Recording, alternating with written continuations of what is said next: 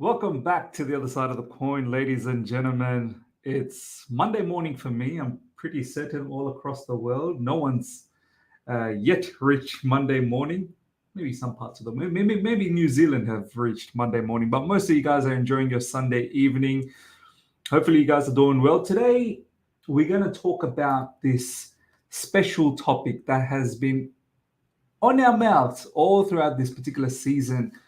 And it's in regards to Conor Gallagher, Enzo Fernandez, Caicedo, and the midfield dynamics, basically, the midfield setup. And we want to throw in Kani Chukwuemeka into this conversation as well, because I think he's going to have something to say about this matter.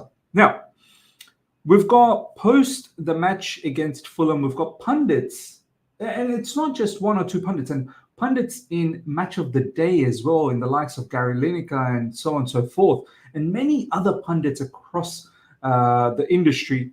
They've come out and they've praised Conor Gallagher off the back of that match against Fulham, as opposed to saying anything for Enzo Fernandez or Caicedo. In fact, one of the pundits, and I don't remember who it is, I'll try and find out what the name is, but they've gone as far as saying that Chelsea's 200 million midfield of Enzo and Caicedo has been overshadowed by Conor Gallagher in that match against Fulham.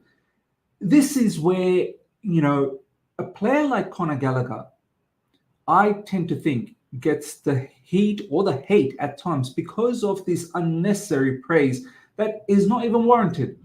They can't seem to be realistic. They can't seem to be, truthful about this matter, if I'm being absolutely honest. Look, Conor Gallagher, I'll tell you straight up, he has improved. He has improved this season, but in the detriment of lack of structure in midfield. Conor Gallagher, in my personal opinion, I think is a player that is suited as a number 8, more as an attacking sort of number 8, not sort of like a defensive number 8. But also, at the same time, I think he's more suited for a counter-attacking team. I think this is why we saw the fruits of Conor Gallagher and his skill set at Crystal Palace, playing behind a striker. Naturally, Crystal Palace sitting, in a mid to low block, allowing the opposition to consistently attack them and then breaking quickly, which sort of eliminates Conor Gallagher to think too much about the game. Think about the passing or think about the technical side of the game. It's more about pace, break. There's a lot of, space that's going to open up, find that pass to the striker, or perhaps go yourself and score. And this is why we saw Conor Gallagher being very devastating for Crystal Palace. And I know most of us, even I, fell for it. I thought, do you know what? We take that skill set, we bring it to Chelsea, and maybe he can start developing the technical side of the game a lot more, that passing ability a lot more. But we've then seen at Chelsea Football Club, we finally got that opportunity with Thomas Tuchel, that he wasn't always there. That technical ability just wasn't coming naturally to him.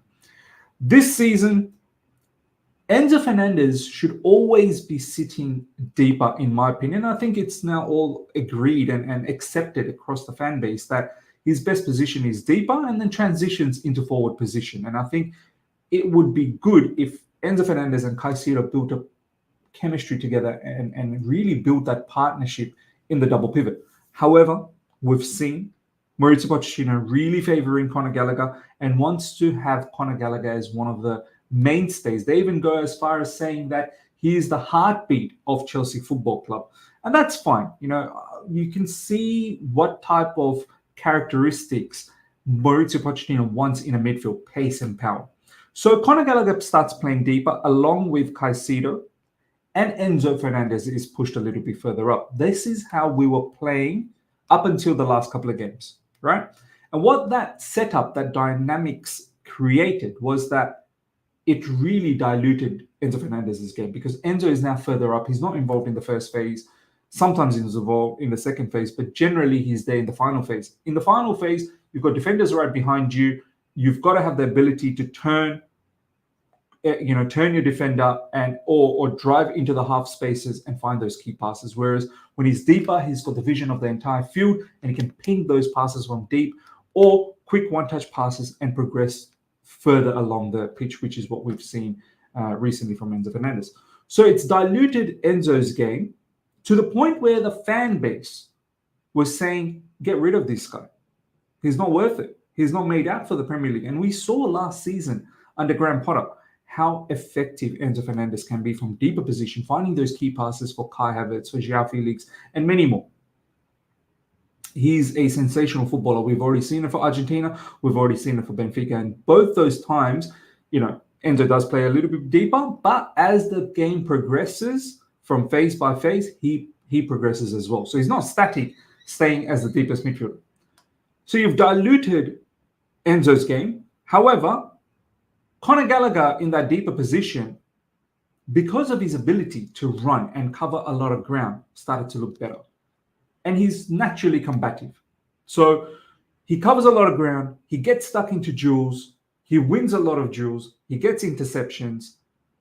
And he does the basic things correctly from deep, whether it's sideways passing, backwards passing, just simple passes to the front. So all of a sudden, everyone starts thinking Conor Gallagher is actually a central midfielder, to a certain point, a double pivot player, when in essence, that's not his true skill set.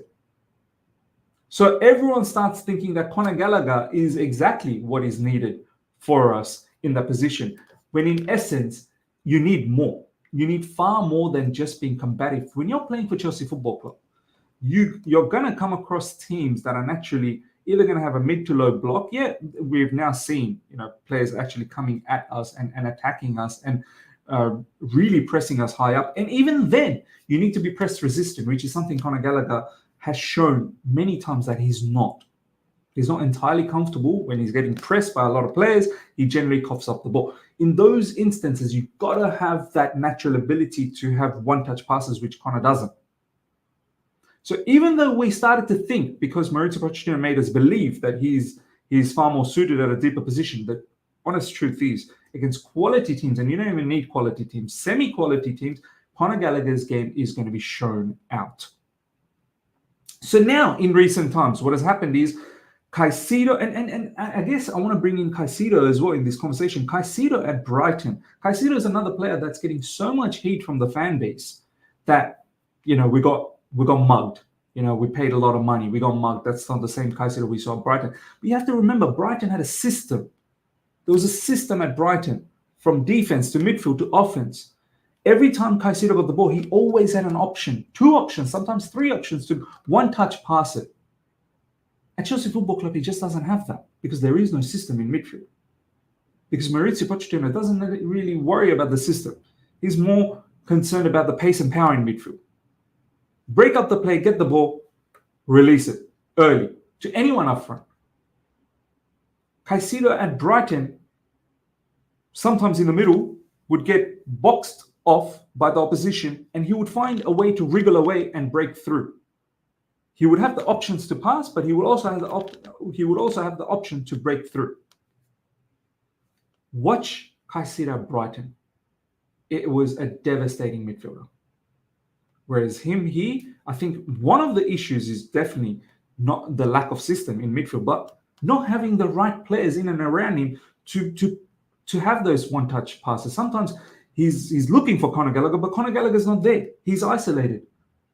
Caicedo is isolated. So it has affected Caicedo's game as well, that midfield dynamics, by having Conor Gallagher. It might have improved Conor to a certain point, but it has affected everyone else. So in recent times, what we have seen in the past couple of games, Caicedo and Enzo Fernandez sitting deeper and closer. And it's starting to click somewhat. It's not flawless.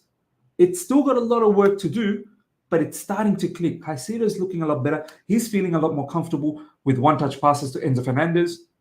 He's feeling a lot more comfortable slipping those passes through. We saw against Middlesbrough, Caicedo putting that pass through to Cole Palmer. Enzo Fernandez's game is looking a lot better from a deeper position. So much so that against Fulham, he was the man of the match. And this is the crazy part. Enzo Fernandez was the man of the match against Fulham. Yet none of the pundits are praising him, which is so mad. The crazy part is Enzo Fernandez, what he did against Fulham, that's just basic. He's got so much more levels to go. So now what we are getting into a situation, and we've also heard, there's a tweet from Olivia Bazaglo. If you guys follow Olivia Bazaglo, she was at the game. Conor Gallagher was getting smashed by Pochettino. Pochettino was angry and apparently was screaming at him crazily because Conor Gallagher has a tendency to keep passing him backwards. And this is something we need to understand, the severity of what Conor does, because now Conor's playing a little bit further up and Caicedo and Enzo Fernandez are sitting deeper. So what's happening at times is Chelsea get the opportunity to break from deep because the opposition's coming strong and pressing hard. We get the opportunity to break. We make a couple of really good passes, and then it lands to Conor Gallagher, who has the opportunity to be brave, to pass forward, and he chooses to pass backwards. Tries to play safe. We've seen this issue when he was playing under Thomas Tuchel as well, where Thomas Tuchel was angry. We all know that clip where Thomas Tuchel saying, slip it through, slip that ball through, and he doesn't, and Thomas Tuchel gets irate, he loses his mind. Similarly, Pochettino has had the same moment against Fulham. So we're getting into a situation where finally Enzo Fernandez and Caicedo are playing a little bit deeper, creating a little bit of chemistry, and now it's put Conor Gallagher into an attacking position where he should be, but he doesn't once again seem to have the entire skill set for a possession-based sort of team that wants to keep the ball, generally. And that needs a player in that number 10 position to be far more technical and making the right decisions in the right moments. So we've got pundits across UK praising Conor Gallagher and not being realistic about his game. And this is where I think down the track, now I completely, and I think we all understood why he was in the market or why he was being looked at being sold. Because I think the directors probably looked at the dynamics of the players, right, in the likes of Enzo Fernandez and Caicedo, and thought these players are well suited to play far better possession-based football. And this is why they're looking at Conor Gallagher being surplus to requirements to a certain degree, because it just doesn't fit. But in this season, Mauricio Pochettino's got us believed, that he's what we need because of the lack of system in midfield, because Mauricio Pochettino doesn't believe in massive technical quality in midfield. So there's a clash in philosophy, basically. The way we sort of assemble the team versus what the manager really wants, what the manager's strengths are generally. But it needs to change because there's no way Enzo Fernandez and Caicedo are going to get sold. They're here for the long term. So you have to find a way to integrate Enzo and Caicedo, and you have to find a way to shine their game, play to their strengths. And this is what makes me think that, moving forward, and look, I've got no issues with Conor Gallagher maybe staying as part of the team and being a rotational player, because I understand Conor Gallagher is an important player for the manager. And I know in recent videos I've also said that Conor Gallagher should stay because the manager wants him, not because I want him. I know the flaws of Conor Gallagher, and I've also admitted the fact that he's improved, but I was only favoring the manager. But now I think the manager needs to start realizing if we are going to start playing Caicedo and Enzo Fernandez deeper and Conor Gallagher is going to be further up, Conor Gallagher is not the answer. This is where I said, let's bring in the conversation of Carney Chukwuemeka. Carney Chukwuemeka in that number 10, along with Caicedo and Enzo Fernandez, I think that will be an amazing dynamics. Cole Palmer on the right side, whoever's on the left side. I know Sterling gets preferred on the left side, but we'll see what happens. But Palmer on the right, Chukwuemeka through the middle, just behind the striker. Maybe Nkunku might be the striker for once he gets fit, and I know that's a different story. Whether we get a striker or not in this window, I don't think so, because the striker market's pretty rubbish. But you got Chukwuemeka, Enzo Fernandez, Caicedo. I think that might be something that honestly can click as long as players stay fit. That's the biggest factor. One of the things about Conor Gallagher is always fit. He's always available. But I think Conor Gallagher can be in the bench and come off the bench and give us that energy. So ladies and gentlemen, let me know your thoughts about these pundits praising Conor Gallagher to the moon and failing to assess the midfield dynamics properly.